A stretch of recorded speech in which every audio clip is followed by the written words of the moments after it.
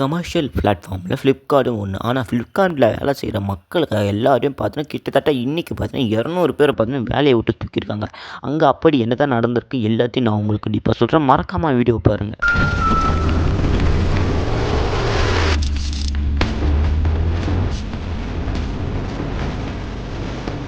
இந்தியாவில் இருக்கிற online ஷாப்பிங்கில் number ஒன்னாக இருக்குது ஃப்ளிப்கார்ட்டுன்னு சொல்லலாம். ஸோ இன்னொரு பக்கத்தில் அவங்களுக்கு காம்படிட்டராக அமேசான் இருக்காங்கன்னு சொல்லலாம். ஸோ இவங்க 2 பேருக்கும் இடையில் பார்த்தீங்கன்னா சரியான ஒரு போரே நடந்துக்கிட்டு இருக்குதுன்னு தான் சொல்லணும் நம்ம இந்தியாவில். ஸோ மோஸ்ட்டாக இந்த 2 ஆப்பில் மட்டும்தான், ஆன்லைன் ஷாப்பிங்கில் மட்டும்தான் நிறைய மக்கள் பார்த்தீங்கன்னா வாங்கிக்கிட்டு இருக்காங்க. ஆனால் இப்போ பார்த்தீங்கன்னா ரீசெண்டாக ஃப்ளிப்கார்ட்டில் பார்த்தீங்கன்னா 200 பேரை பார்த்தீங்கன்னா வேலையை விட்டு தூக்கிறதா சொல்லியிருக்காங்க. அது ஏன்னு நான் உங்களுக்கு சொல்கிறேன். என்ன நடந்திருக்குன்னா, ஃப்ளிப்கார்ட் அவங்களோட பிரான்ச்சை மூட போகிறதா சொல்லியிருக்காங்க. எந்த பிரான்ச் சொல்லியிருக்காங்கன்னா 2022 பார்த்தீங்கன்னா ஒரு பிரான்ச் சொல்லியிருக்காங்க. அதாவது பார்த்தீங்கன்னா ஏஎன்எஸ் கமர்ஷியல் இந்த ஒரு பிரான்ச்சை பார்த்தீங்கன்னா மூட போகிறதா சொல்லியிருக்காங்க. 2022 பார்த்தீங்கன்னா சொல்லியிருக்காங்க. ஆனால் இப்போ பார்த்தீங்கன்னா இதனால் அவங்களுக்கு வேலை நிறுத்தத்து என்னடா காரணமாக இருக்குன்னு கேட்டிங்கன்னா, ஸோ ஒரு பிரான்ச்சை மூடிட்டாக்கா அதில் வேலை செஞ்சிருந்த மக்கள் எல்லோரும், அதாவது பார்த்தீங்கன்னா ஒர்க்கர்ஸ் எல்லாருக்கும் பார்த்தீங்கன்னா வேலை போகுது உறுதியாக தான் இருந்திருக்கும். எந்த ஒரு காரணத்தால் இந்த ஒரு பிரான்ச்சை மூடுறதுக்கு காரணமாக இருக்குன்னு அது எல்லாத்தையும் நான் உங்களுக்கு சொல்கிறேன். இந்த ஒரு 31ஆம் தேதியிலிருந்து இந்த பிரான்ச்சு வேலை செய்யுதுன்னு சொல்லியிருக்காங்க. ஸோ அங்கேருந்து ஆர்டர் பண்ணவங்களாம் என்ன பண்ணுவாங்க, இப்போ டேரெக்டாக மாறி தான் ஆவாங்க. ஒன்று அமேசான், இப்படி இல்லைன்னா மீஷோ, இந்த 2 பிளாட்ஃபார்முக்கு தான் இப்போ போவாங்கன்னு நினைக்கிறேன். அந்த பிரான்ச்சில் இருந்தவங்க எல்லோரும் இது எந்த பிரான்ச்சுக்கு பொருந்துன்னு என்னன்னு தெரியல. ஸோ அது என்ன நான் உங்களுக்கு இன்னும் சொல்கிறேன். அதாவது பார்த்தீங்கன்னா 2017ஆம் ஆண்டு பார்த்தீங்கன்னா ஏஎன்எஸ் கமர்ஷியல் நிறுவனம் பார்த்தீங்கன்னா தொடங்கப்பட்டுச்சு.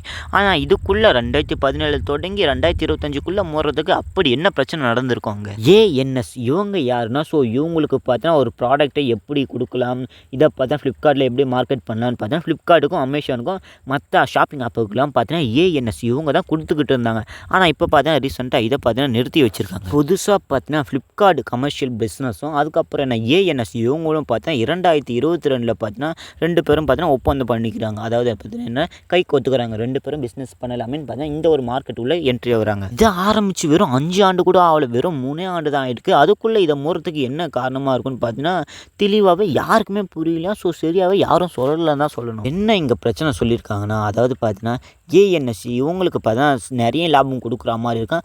அதனால் ஃப்ளிப்கார்ட் பார்த்தீங்கன்னா அவங்களோட வளர முடியல. ஸோ அதனால் இவங்களுக்கு பார்த்தீங்கன்னா நிறைய நஷ்டமாகிக்கிட்டு தான் இருந்திருக்கு ஃப்ளிப்கார்ட்டுக்கு.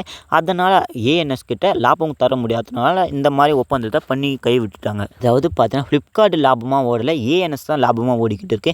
அதனால் இவங்களுக்கு பணம் கொடுத்து முன்னுக்கு வர முடியலையேன்னு பார்த்தீங்கன்னா ஃப்ளிப்கார்ட்டு ஸோ நாங்கள் வெளியே வந்துடும்னு பார்த்தீங்கன்னா சொல்லியிருப்பாங்க. ஸோ ஏஎன்எஸ் கிட்டேருந்து நாங்கள் வெளியே வந்துட்டோம்னு சொல்லியிருப்பாங்க. அதனால தான் கிட்டத்தட்ட 200 பேருக்கு பார்த்தீங்கன்னா வேலை போயிருக்கு ஏஎன்எஸ்ல. அதாவது பார்த்தீங்கன்னா அங்கே ஒர்க் பண்ணிக்கிட்டு இருந்த ஏஎன்எஸ் கிட்ட 200 பேருக்கு பார்த்தீங்கன்னா வேலையே போயிருக்கு. இதை கேட்டால் ஃப்ளிப்கார்ட் ஒர்க்கர்ஸ்லாம் என்ன பண்ணிட்டாங்கன்னா மிகப்பெரிய ஷாக்கில் இருந்திருக்காங்க. இதுலேருந்து எப்படி வர்றதுன்னே தெரியல. அதாவது பார்த்தீங்கன்னா லிங்க்டின்ல பக்கத்தில் இருந்த ஏஎன்எஸ் ஒரே ஒரு அந்த எழுத்து மட்டும், இந்த லெட்டர் மட்டும் போட்டதால் ஸோ ஊழியர்களோட தலையீட்டே மாறிக்குதுன்னு தான் சொல்லணும். மக்கள் எல்லோரும் பார்த்தா அந்த ஒர்க்கர்ஸ் எல்லோரும் பார்த்தீங்கன்னா வேதனையே தெரிவிச்சுட்டு வராங்க. ஸோ அவங்களுக்கு வேலையும் போயிருக்கு, சம்பளமும் போயிருக்கு. இதுக்கு ஃப்ளிப்கார்ட் என்ன சொல்லியிருக்காங்கன்னா, ஸோ எங்களுக்காக வேலை செஞ்சவங்களை பார்த்தீங்கன்னா நான் வேலையை முடிச்சுட்டு போக சொல்ல தொகுப்புடன் நான் வேலையை விட்டு அனுப்புவேன்னு பார்த்தீங்கன்னா உறுதியாக சொல்லியிருக்காங்க ஃப்ளிப்கார்ட். அவங்க அப்படி இன்னொன்று சொல்லியிருக்காங்க. அதாவது பார்த்தீங்கன்னா எங்களால் முடிஞ்ச வரைக்கும் அங்கே எங்களுக்காக வேலை செஞ்சவங்களை பார்த்தீங்கன்னா நாங்கள் வேறு கம்பெனியில், அதாவது பார்த்தீங்கன்னா எப்படியாச்சும் நாங்கள் வேலைக்கு ட்ரை பண்ணுவோம்னு பார்த்தீங்கன்னா சொல்லியிருப்பாங்க ஃப்ளிப்கார்ட். அவங்க ஃப்ளிப்கார்ட் பார்த்தீங்கன்னா பிராண்ட், அதாவது பார்த்தீங்கன்னா பெரிய பெரிய பிராண்டை பார்த்தீங்கன்னா உருவாக்கி பார்த்தீங்கன்னா சேல் பண்ணிக்கிட்டு இருந்தாங்க. ஆனால் இப்போ பார்த்தீங்கன்னா ஏஎன்எஸ் கூட பார்த்தீங்கன்னா ஒரு முடிவுக்கு வந்திருக்கு. அதனால் இனிமேல் ஃப்ளிப்கார்ட் ஒர்க் ஆகுமா என்னன்னு தெரியல. இல்லைனா ஒருவேளை அந்த பிரான்ச்சில் மட்டும்தான் ஒர்க் ஆகுதா என்னன்னு தெரியல. அதாவது ரொம்பவும் முக்கியமான விஷயம் என்னென்னா சாஸ். ஸோ இந்த மாதிரி பிரிவில் நிறைய பிரச்சனைகள் பார்த்தீங்கன்னா ஏற்பட்டிருக்கு ஒரு கம்பெனிக்கும் இன்னொரு கம்பெனிக்கும். இதனால் நம்மளுடைய நாடு வளருமா, ஸோ எதிர்காலம் எப்படி இருக்குன்னு பார்த்தீங்கன்னா பல பேர் தான் சொல்லிக்கிட்டு வராங்க. ஸோ இதை பற்றி நீங்கள் என்ன நினைக்கிறீங்கன்னு மறக்காமல் கமெண்ட்டில் சொல்லிட்டு வீடியோ பிடிச்சா லைக் கொடுத்துட்டு உங்கள் ஃப்ரெண்ட்ஸுக்கு ஷேர் பண்ணிட்டு சந்திர டாக்ஸை மறக்காமல் சப்ஸ்கிரைப் பண்ணி வச்சுங்க. அடுத்த வீடியோவில் இதே மாதிரி ஒரு இன்ட்ரெஸ்டிங்கான கான்வர்சேஷனில் சந்திக்கலாம்.